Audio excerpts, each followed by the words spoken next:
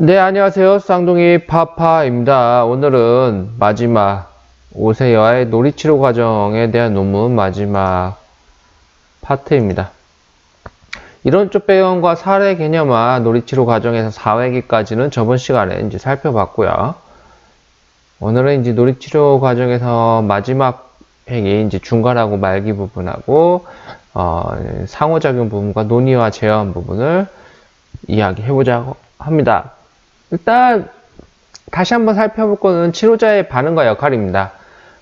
놀이와 놀이치료에 구분되는 부분 중에 가장 중요한 부분이 놀이치료자라는 역할을 하는 사람이 존재한다는 것이죠. 놀이치료에는요. 그 놀이치료자, 성인이 공감적 이해가 아동을 더욱더 창조적으로 살아갈 수 있게 해주고 정서적 발달을 촉진하는 역할을 하게 되는 것입니다. 그래서 이제 그 치료자의 반응을 어떻게 할 것이냐라는 것은 심리학적 이론에 따라서 그 방법이 달라지는데요. 정신분석에서는 참여자적 관찰자 역할을 하면서 주로 해석이라는 방법을 통해서 아이가 갖고 있는 심리적 무의식을 아이가 인식할 수 있게 하는 역할을 하게 됩니다. 아동중심적인 접근에서는 이미 아동이 자신의 문제를 해결할 수 있는 능력을 가지고 있다는 전제를 가지고 시작을 합니다.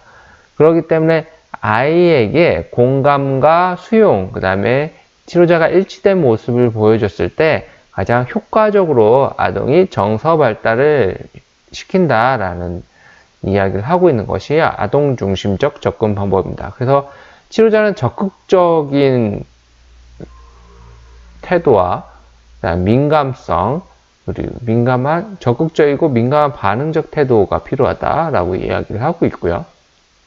인지행동적 접근 방법은 인지적, 행동적 개입을 통해서 비합리적 신념을 수정하는 것입니다. 자신의 이해를 발달시키고 치료자를 모델링하거나 행동을 형성하게끔 긍정 강화를 시키는 방식으로 접근하게 되는 것이 인지행동적 접근 방식입니다. 놀이치료 과정에서 본 논문에서 이제 5회기 때 나왔던 모습입니다. 너희 오빠를 잡으러 왔어 하니까 치료자가 오빠를 나쁜 짓 해서 이렇게 표현하는 모습. 그러니까 자신이 경험했던 부정적인 경험들을 논리를 통해서 재현하는 모습을 보여주게 되죠. 자, 그리고 8회기 때에 가보면 다음과 같이 표현하는데요. 자, 나가볼래? 무서워. 그래서 자신이 가지고 있던 공포, 두려움을 이제 놀이를 통해서 재현하는 모습을 볼 수가 있습니다. 그리고 이제 그 재현이 놀이사항에서도 자신이 아니라 친구라는 대역을 사용해서 더 안전한 방식으로 그 공포나 무서움을 다루는 모습을 볼 수가 있죠. 그래서 이제 치료자가 캄캄하다 정말, 그러니까 응, 얼른 들어오면 문 닫을게. 그래서 무섭긴 하지만 친구도 있어서 괜찮아. 그러니까 나갈게. 너 혼자 있어봐. 무섭다고 말해요. 이제 치료자한테 이제 아동이 무섭다고 말하라고 이렇게 시키는 모습도 보이죠. 그러니까 혼자 있기는 무서운데 하니까는 10초 동안 세면 내가 갈게. 그래서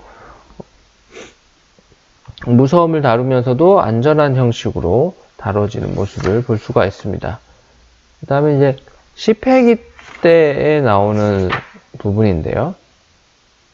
친구에게 자신이 좋아하는 엄마가 만든 치마, 할머니가 만든 머리띠, 아빠가 만드는 모자를 나누어 주었다. 또한 친구를 자신이 좋아하는 의자에 앉게 하기도 하는 등 긍정적인 관계를 표현했다. 라고 하면서 나온 멘트입니다. 우리 엄마한테 말해. 잘 만들어 주실 거야.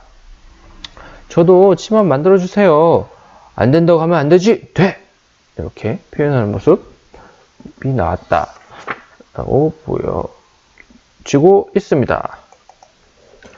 그래서 이제 다음에 살펴볼 것은 치료 과정 중에서 아동과 치료자의 상호작용이 어떻게 되는지 연구자가 분석한 내용을 보면은 초기에는 주로 아동이 긴장과 불안, 놀잇감, 그 다음에 치료실에 대한 아주 사소한 것도 질문하는 모습들이 있었다. 그리고 비언어적으로 도움을 요청하는 모습과 의사표현하는 것이 있었고, 게임을 탐색하지만 시도하기 어려워하는 모습들이 있었다라는 초기의 놀이치료 사항에 분석된 부분이고요. 그래서 이제 아동과 치료자 상호작용을 어떻게 할 것이냐라는 부분에서 치료자는 목표를 다음과 같이 잡은 겁니다. 불안이 높은 아동의 특성을 고려해서 안전기지 형성을 하는데, 여기는 안전하고 네 감정을 표현할 수 있는 곳이다 라는 것을 제공해 준 거죠. 규칙과 제한보다는 아동이 자신의 감정을 표현하는 것에 집중을 두었고 새로운 과제에 도전하도록 하였다. 그래서 이제 치료자 반응으로 살펴보면 작은 목소리로 반응함. 아들러 놀이 치료 기법에서 그 치료자의 역할을 아동이 어떻게 정해줄 것인가를 물어볼 때 그때 이제 작은 목소리 기법을 사용하게 되는데요. 이제 그런 식으로 반응을 치료자가 한 것 같습니다. 아동이 자신의 감정을 자유롭게 표현할 수 있도록 아동의 행동과 감정을 반영함. 놀이실과 놀잇감에 관해 적절한 정보를 즉각적으로 제공하였고 아동의 비언어적 행동을 명료화하였다. 그러니까 뭔가 도와달라는 신호로 손으로 저기를 가리킨다던가 그러면 선생님이 저 보드게임 꺼내줄까? 이렇게 해서 명료화시켜 부분이 있었고요. 게임은 나이 어린 사람부터 실시하도록 하였다. 그러니까 아동이 먼저 게임을 하도록 하게 하였고 직면과 해석보다는 반영과 경청, 재진술을 사용하였다라고 되어 있습니다. 그래서 이제 아동의 변화를 살펴보면 사소한 질문이 줄어들기 시작을 했고, 그러니까 질문에도 여러 종류가 있는데 지금 같은 사례에서는 내가 이런 행동을 해도 되는지를 확인하는 과정에서 질문하는 모습들이 있을 수 있어요. 그러다 보면 이곳이 내가 하고 싶은 대로 할 수 있다라는 안정감을 아이가 경험하게 되면 질문이 자연스럽게 줄어들게 되죠. 그 다음에 자신의 감정을 언어로 표현하기 시작하였고 이제 감정이 이제 표현들이 많아지기 시작한 거죠.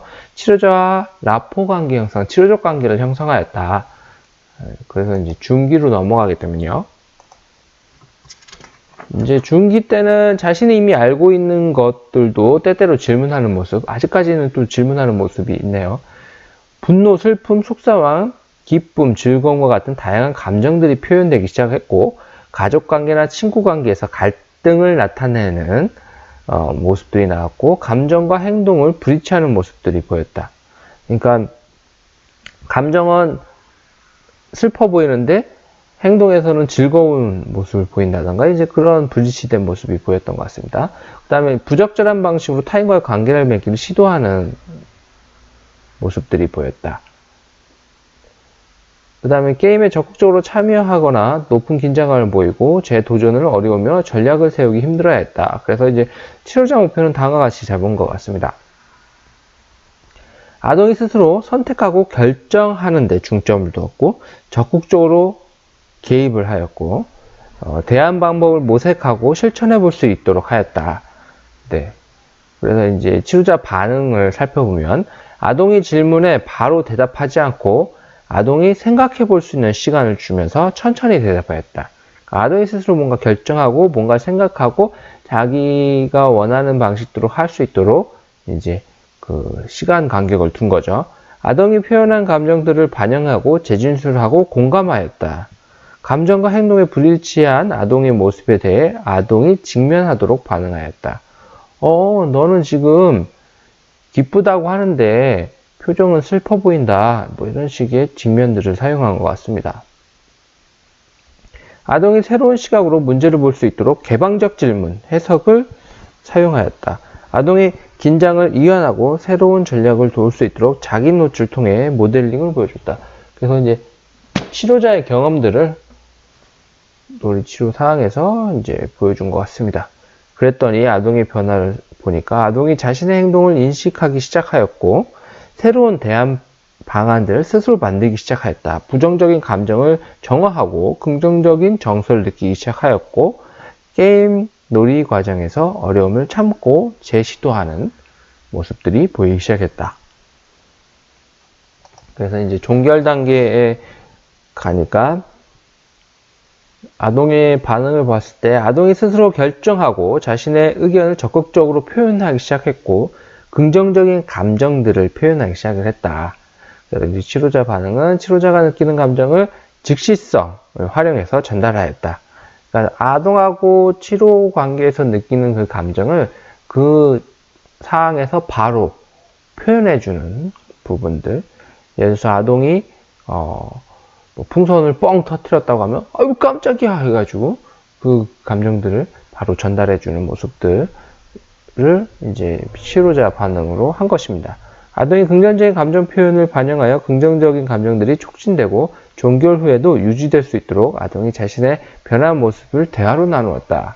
그래서 이제 이 변화한 모습을 이제 일상생활에서도 적용할 수 있게끔 하는 과정을 거쳤다라고 지금 치료자가 해석을 하고 있습니다. 그래서 이제 논문의 결론은 이제 치료자의 반응 변화를 살펴보니까 초기에는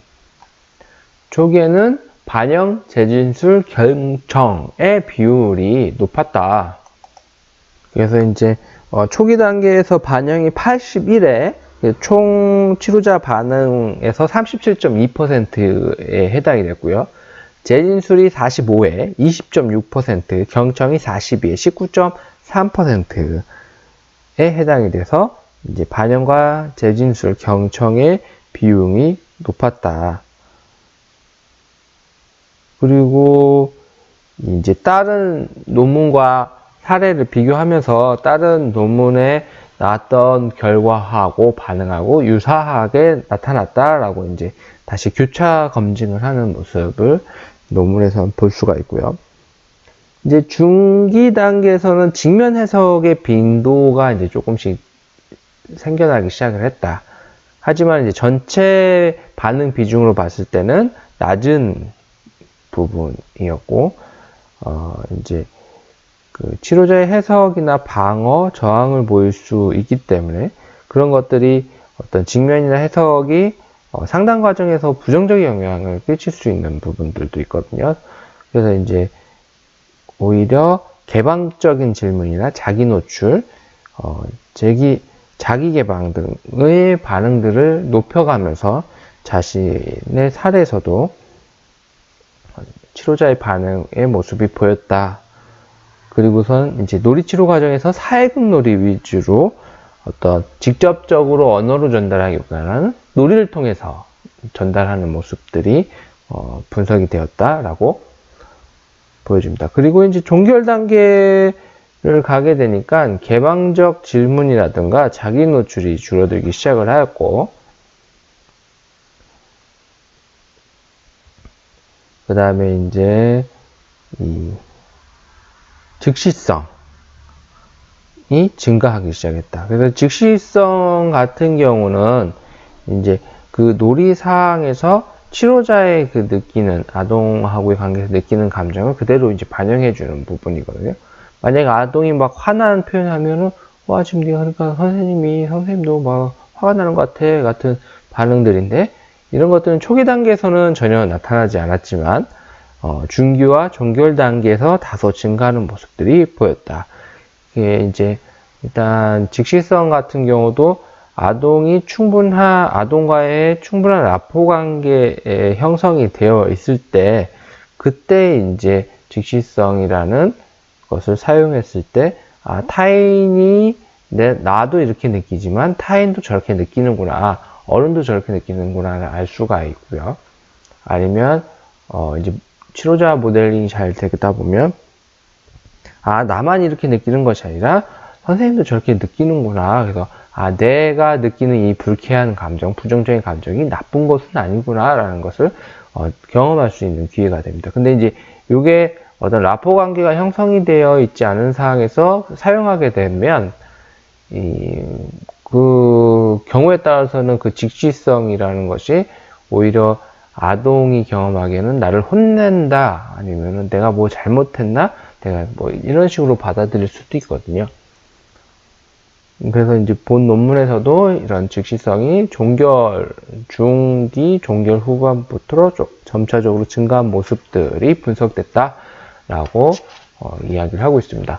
그래서 논문에서는 항상 재현이라고 해서 앞으로 이 논문의 한계점과 앞으로 이 논문을 통해서 기대되는 거, 그래서 이 논문의 가치, 그 다음에 이제 앞으로 향후 이런 분야의 연구들이 더 했으면 좋겠다라는 제언을 하게 되는데요.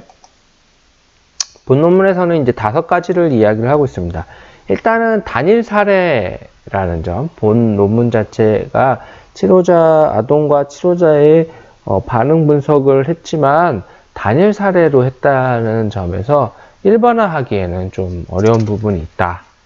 근데 이제 이런 상담 분야에서 특히 이제 질적 분석 부분에 있어서 어떤 이제 양적인 분석으로서 어떤 이제 표준된 개념을 논문에서 제시하기보다는 어떤 이렇게 다양한 경우와 다양한 사례들이 있다라는 것을 제시하는 방향으로 요즘 많이 논문들이 가고 있습니다. 그래서 이제 기본 전제죠. 뭔가를 원리를 찾아서 놀이치료를 하면 이렇게 해야 된다라는 제시보다는 한 사례, 이런 사례였을 때 이렇게 했더니 이런 식으로 나타났다라는 그런 식으로 본다면 보시는 것이 맞을 거라고 생각이 들고요. 그리고 이제 본 논문에서는 이 이야기 구성 요소를 제목, 주제, 관계의 수준, 관계의 질 이렇게 분석을 하였는데 이런 부분들이 좀 더 세세한 부분까지 분석될 필요가 있겠다. 그래서 이제 아동과 치료자의 언어로 이루어져 있기 때문에 일단은 아동의 언어 수준, 그 다음에 다른 사람과의 관계를 위해 활용하는 전략들, 행동의 의도들 같은 경우 그런 것들도 같이 분석이 됐으면 더 좋았을 것 같다라고 이제 제안을 하고 있고요. 그 다음에 이제 본 논문에서는 놀이치료 과정에서 나타난 아동의 이야기를 분석을 한 거기 때문에 어떤 이 아동하고의 가지고 있는 환경, 예를 들자면 아동의 특성, 그다음에 가족 환경, 들의 변인들은 이제 고려가 안 됐다는 점. 그 다음에 이제 치료자의 공감 능력이라든가 치료자와 아동과의 관계 부분들이 이제 본 논문에서는 검토되지 않았다. 그래서 이제 이런 부분들이 좀 부족했다. 뭐 이런 식으로 이야기를 하고 있고요. 네 번째로는 이 본 연구는 아동의 이야기와 치료자의 반응을 각각 다른 특정 도구를 사용해서 분석을 했다. 이제 그런 부분들이 있다 보니까 아동과 치료자의 반응을 함께 볼 수가 없다는 점. 그런데 현재 그것을 측정할 수 있는 도구가 없다. 그건 이제 앞으로 놀이치료를 하시는 분들이 연구에서 만들어 나가야 될 부분이라고 생각이 됩니다. 특히 이제 우리나라 같은 경우는 외국의 이론들을 그냥 그대로 수입해서 번역해서 사용하는 경우가 너무 많아서 지금이면 이제 저희 우리나라에서도 좀 이 논문의 사례들이 많이 쌓여서 이 논문에 쌓인 자료만 가지고도 어느 정도 이론들을 정립해 나갈 수 있는 데이터가 쌓였거든요.